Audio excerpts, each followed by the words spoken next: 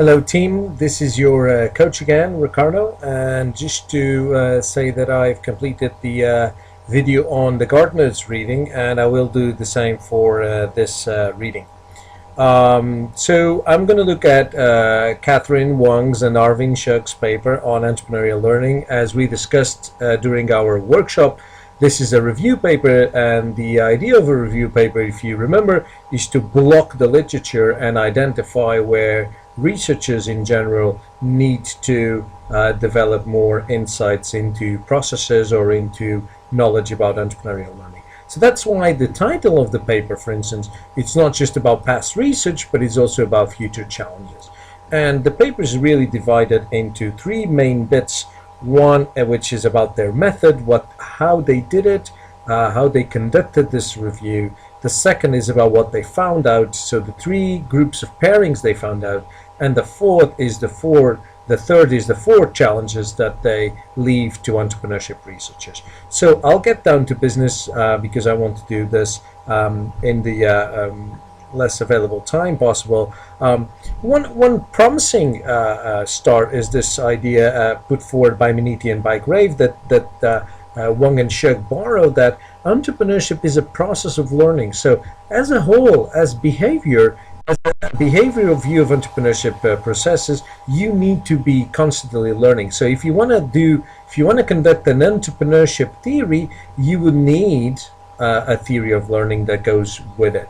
So I think this is quite an important idea for our study and for our course. Of course, as I said, they start with the methods, and on this page here, there's there's a nice table that defines how they did the method. So they identify key research themes, they went through journals, they searched certain themes and terms.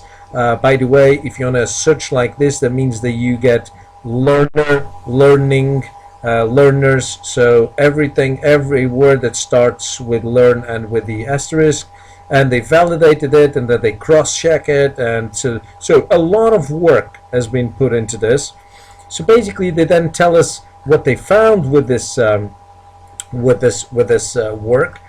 So these are just descriptive statistics about, so most papers now seem to be empirical and conceptual. There seems to be a good spread of empirical and conceptual. Obviously, in 2005, there was a special issue in ETP, so there's a lot of conceptual papers.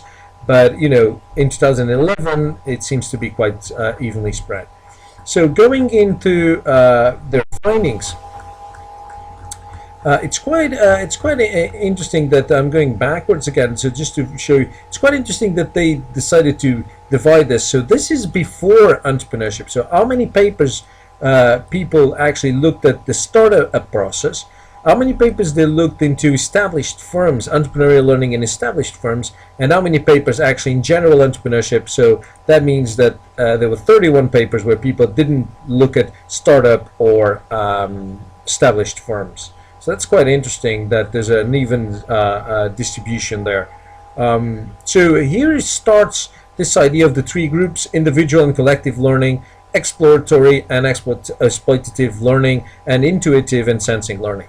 I think that there are some comprehensive tables around here that one could use to go through this. But I think the most important thing is to say that these tables, what they're really trying to achieve is they're trying to link learning concepts with entrepreneurship concepts. So trying to say individual learning. So if you look at how do individuals look for opportunities, and it's an individual process, or is it a collective process? Is it a team looking for opportunities? So they're trying to link, and that's why they give us lots of examples of future research questions, because they're trying to link learning and entrepreneurship. All the time during this paper, they're trying to do that. So I'm not going to take a lot of time in here, but it's just, these are the main groups. So exploratory learning, the focus on discovery through enactment and interpretation of these opportunities. Or is it the emphasis on exploitative learning, so people have control and they plan what they're going to do?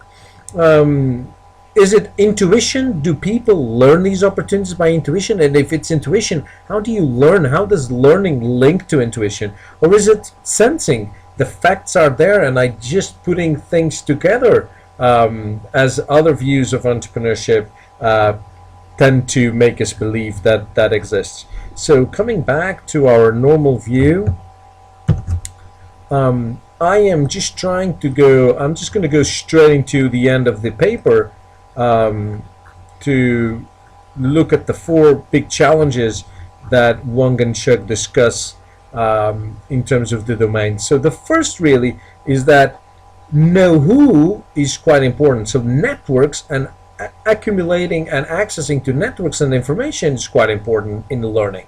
Second is, what are the mechanisms or types of learning by which learning takes place? Third's down here somewhere. How are the process of entrepreneurial learning are intertwined, are linked to the process of exploring and exploiting an entrepreneurial opportunity?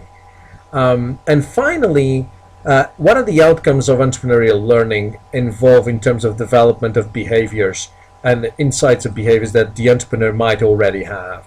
So these are quite powerful questions that the authors answer this paper. So I hope you've enjoyed that. Again, if you have any questions about this paper, come and see me. So thank you very much.